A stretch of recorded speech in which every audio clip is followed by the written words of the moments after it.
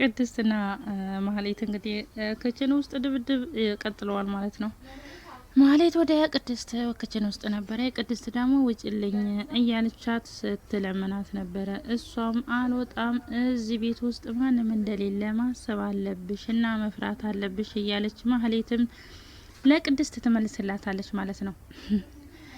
ቅድስትም እንኳን አሁን ቀርቶ ያኔም በክብር እያለሽ ራሱ አልፈራሽም እያለች ቅድስትም ለመሀሌት ትላታለች። እዚች ቤትም አትቀመጭም እያለቻት እንግዲህ ዘላ ጉሮሮዋን አንቃታለች ማለት ነው። ጉሮሮዋን አንቃ ልቀቂኝ፣ አትልቀቂኝ በማለት መሀሌትም ጩኸቷን ክችን ውስጥ ሆና ለቀዋለች ማለት ነው። እናም ይሄንን አድርጋት ቅድስትም ከክችን ውስጥ ትወጣለች። ጉሮሮዋን አንቃ ገፍትራ እዛው ክችን ውስጥ የቆመችበት ወርወራ ትጥላታለች። ይህንን እንዳደረገቻት እንግዲህ ማህሌት ወደ ውጪ ትወጣለች። ማህሌትም አንገቷን አንቃት ስለነበረ ከመቀመጫዋ ራሱ ማንሳት መነሳት አቅቷት እንደዛው ተንገዳግዳ በሩንም ከፍታ ትወጣለች ማለት ነው።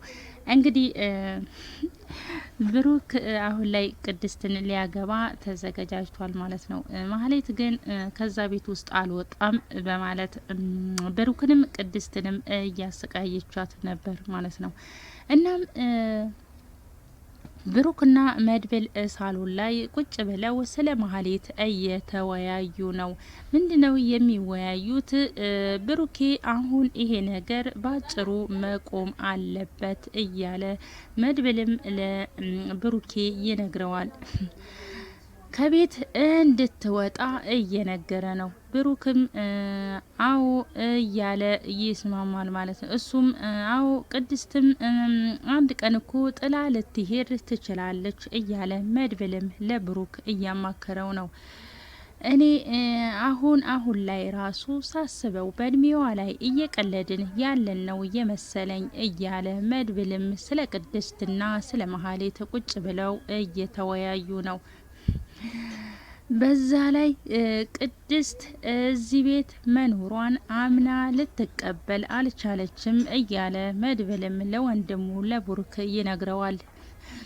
ብሩክም አዎ እኔም ማንነቴን አሳያታለሁ ትመሰክርልንና የመጨረሻውን እቅዷን ተቀብላ ከዚህ ቤት ትወጣታለች እያለ ብሩክም ለመድብል ይመልስለታል።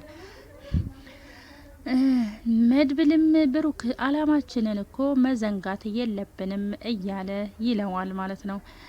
በአስቸኳይ ትመስክርና ከዚህ ቤት ትውጣ እያለ መድብልም መሀሌት ከቤት እንድትወጣ ለብሩክ እየነገረው ነው።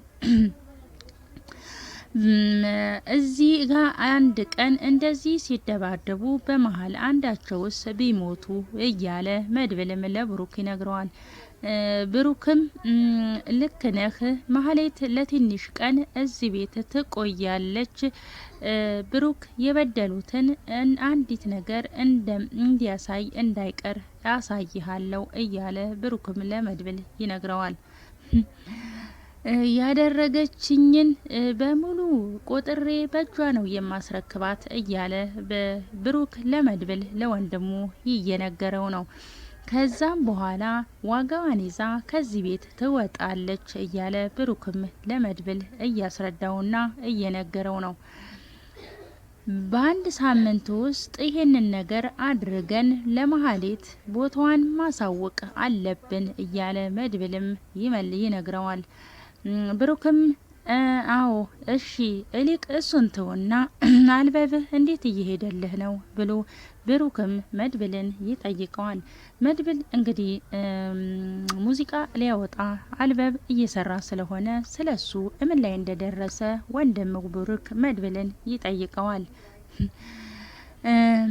ምን አለቀ ወይስ አላለቀም? እንዴት ሆነ አልበቡ እያለ ሲጠይቀው ምን ባክህን አላለቀም፣ የተወሰኑ ፋይሎች እኔ ጋር ስላለ ምንም ችግር የለም ብሎ አቀናባሪውም እንደሌለ እየነገረው ነው መድብል ለወንድሙ ለብሩክ ማለት ነው። ብሩክም የውልህ ይሄንን እድል አብረን ነው የምንወጣው፣ ያንተም አልበብ ይወጣል፣ እነዝናም ወይም ይወርዳሉ፣ እኔና ቅድስትም እንጋባለን፣ ከዛም ይሄንን እድል አብረን ነው የምናጣጥመው እያለ ብሩክም ለመድብል ለወንድሙ ይነግረዋል። መድብልም ወንድም አለም አብረን እናሳካዋለን፣ አንተና ቅድስትን የኔ አልበብ ሳይወጣ ፈጣሪ እንደው ምንም ነገር እንዳያደርገኝ እያለ መድብልም ለብሩክ ይነግረዋል። ወንድሜን ሳልድረው ቆሜ ምንም ነገር እንዳታደርገኝ እያለ መድብል እንግዲህ አንገቱን ቀና አድርጎ እየጸለየና እየለመነ ይገኛል ማለት ነው። ቅድስትን እንዲጋቡ ከቅድስት ጋር ብሩክና ቅድስት እንዲጋቡ እንግዲህ መድብል ኃይለኛ ጉጉትና ኃይለኛ ደስ እንደሚለው እየገለጸለት ነው ማለት ነው። ከቅድስት ጋር ብሩክን ሊያጋባ ብዙ ጥረትና ብዙ ነገር እያደረገ ነው። ማህሌትንም ከቤት ሊያስወጣት የሚያደርገው ጥረት እንግዲህ በጣም ያስደስታል። ለወንድሙ ያለው ፍቅርና ለወንድሙ ቁም ነገር ላይ እንዲደርስ የሚያደርጋቸው ጥረቶች በጣም ደስ የሚል ነው። መድብል ማለት ነው ከጎኑ ሆኖ እስካሁን ባለው ሰዓት ድረስ ከጎኑ ሳይለይ አብሮት ይገኛል ማለት ነው።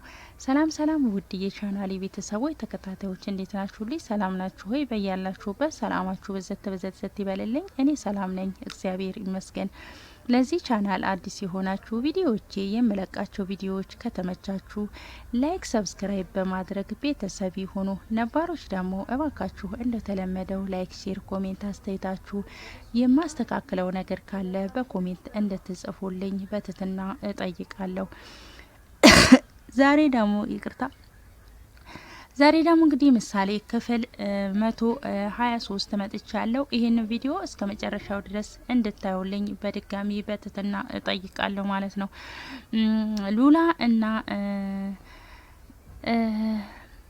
ሉላና ሞገስ እንግዲህ ቁጭ ብለው እየተማከሩ ነው። ይሄ ነገር ምንም ነገር አላማረኝም እያለ ለሉላ ይነግራታል። አሁንም ድጋሜ ላይሳካልን ነው እንዴ እያለ ለሉላ ያማክራታል። ሉላም ይሳካል ሞገስ፣ እጅ እንዳትሰጥ፣ ጠበቃው ነበር፣ ጠበቃውንም እንቀይራለን እያለች ሉላም ሞገስን ታጠነካክረዋለች።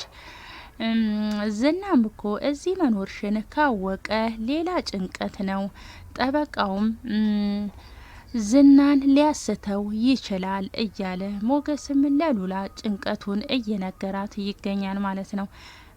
ሉላም አዎ ልክ ነህ፣ ግን ጠበቃው እኔን አስገድዶ ሊደፍረኝ ቢያቅ ነፍሱን ነው የሚያጠፋለት ብላ ሉላም ትመልስለታለች። ሞገስም ምን አለ እሾክ በሾክ ባደረገልን፣ ግን ሉላዬ ንብረታችን መመለስ አለበት እያለ ሞገስም ለሉላ ይነግራታል። ሉላም ይመለሳል፣ ጠበቃ እንቀይራለን፣ ተደብቀን ነበረ የኖር ነው፣ ተደብቀን እንቆያለን እያለች ሉላም ሞገስን ታጠነካክረዋለች። ሞገስ አይዞ ንብረታችን ይመለሳል፣ ከዚህ ሀገር እንወጣለን፣ ዋናው ንብረታችን እንዲመለስ ማወቃችን ነው እያለች ሉላም ለሞገስ ትነግረዋለች። ሉላም አዎ በእኔ ተማመኝ፣ ነጻ አወጣሻለው፣ እጠብቅሻለው፣ ምንም አይነት ዳሞም ችግር ላይ አትወድቂም እያለ ሞገስም ለሉላ ይነግራታል። ሌላውን ደግሞ አንቺም አትደብቂኝ፣ ለምንም ነገር ራሳችንን መስዋዕት አናደርግም፣ እኔና አንቺ ውዶቹ ነገር ነን፣ ተሁለታችን የሚበልጥ ነገር የለም እያለ ሞገስና ሉላም ይሄንን እየተማከሩ ስለ ንብረታቸውና ስለ ዝና አብረው ቁጭ ብለው እየተማከሩ ይገኛሉ ማለት ነው።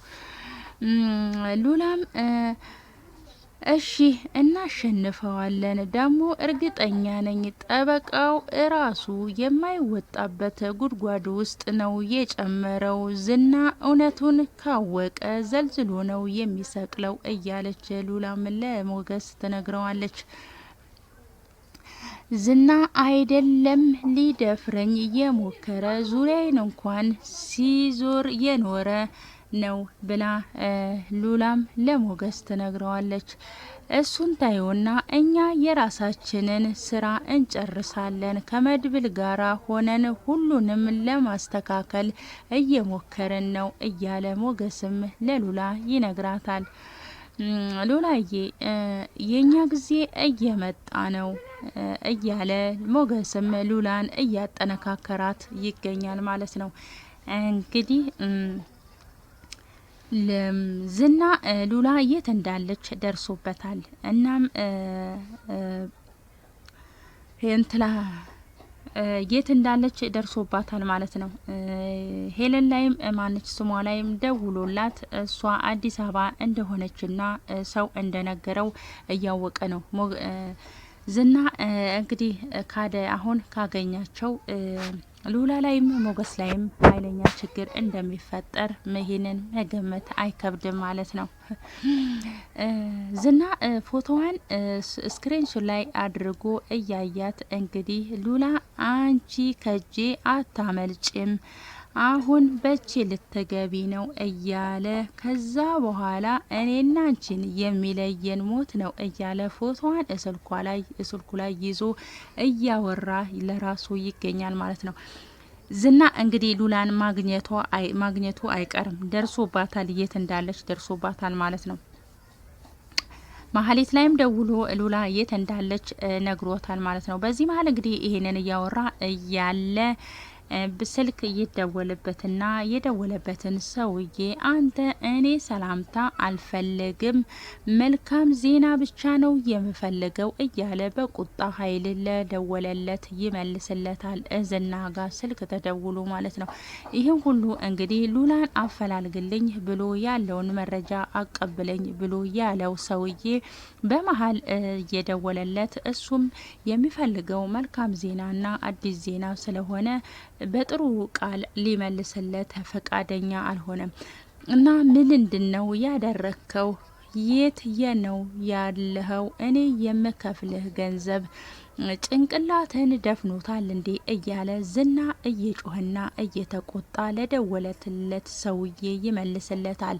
ሉላን አፈላልግልኝ ብሎት እንግዲህ ብር ሰጥቶ ስለነበረ ያ ደግሞ የሰጠው ሰውዬ ዝና ጋር እየደወለ ዝናም የት አለ? ምን አዲስ ነገር አለ? እኔ የሰጠው ብር እንደዚህ ነው ወይ እያለ ዝና በጣም ተናዶ ለልጁ ይመልስለታል ማለት ነው።